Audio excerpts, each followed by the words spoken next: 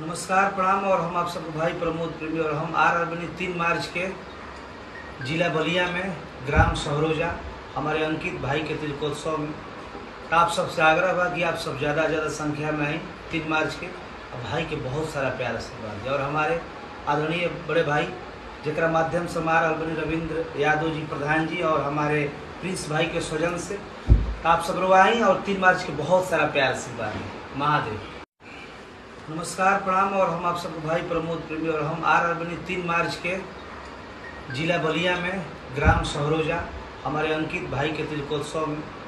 तो आप सबसे आग्रह बा कि आप सब ज़्यादा ज़्यादा संख्या में आए 3 मार्च के। और भाई के बहुत सारा प्यार आशीर्वाद है और हमारे आदरणीय बड़े भाई जरा माध्यम से हमारा बनी रविंद्र यादव जी प्रधान जी और हमारे प्रिंस भाई के स्वजन से। तो आप सब लोग आए और 3 मार्च के बहुत सारा प्यार आशीर्वाद है। महादेव।